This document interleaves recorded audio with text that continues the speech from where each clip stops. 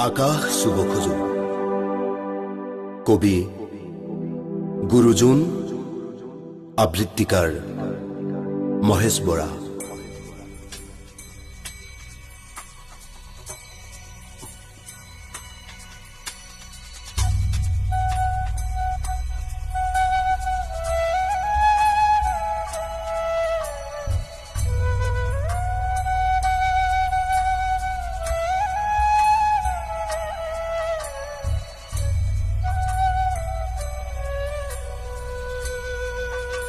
আমি চুব খোজো সুউচ্চ দূৰত্বৰ নীলাৰ গভীৰতা, যিখিনি নীলাৰ নামেই হয়তো আকাশ। আমাৰ সপোন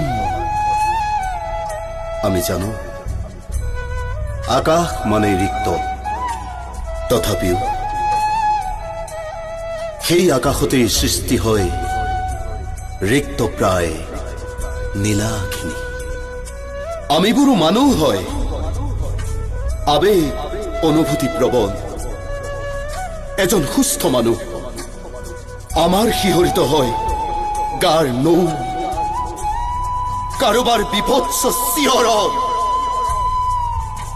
আমিবোৰ অক্ষমতাৰ বন্ধনত আবদ্ধ, তথাপিও কিন্তু জীৱশ্ৰেষ্ঠ, কাৰণ আমি ঈশ্বৰৰ সন্তান।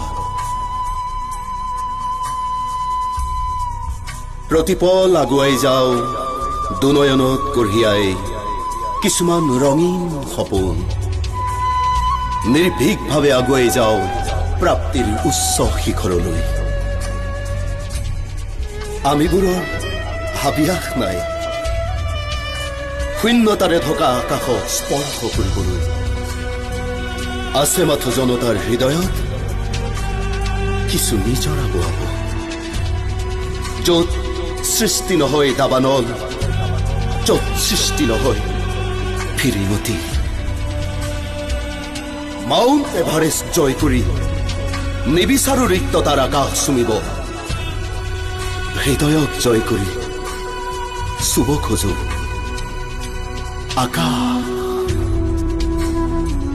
য'ত সপোনবোৰ লাহে লাহে লাহে লাহে লাহে লাহে প্ৰতিফলিত হয় বাস্তৱ অভিমুখে। কন্তকময় জীৱন কটায়ো নাভাগৰা আমি নিৰ্ভীক যোদ্ধা, অৱসাদে হেঁচা মাৰি ধৰিছে, তথাপিও হোৱা নাই ক্লান্ত, কাৰণ আমাৰ চুমিবৰ হেঁপাহ আছে। আকাশৰ নীলা ৰঙৰ স্বকীয়তা কিমান, আমাৰো মন যায় আকাশ চুবলৈ। আপোনালোক তেখেতসকলৰ দৰে অহংকাৰী বিশ্বাসঘাতক হ'ব আমাৰো মন যায়। কেনে হয় অহংকাৰীৰ ৰং, বিশ্বাসঘাতকৰ সাজ। কিন্তু না না না,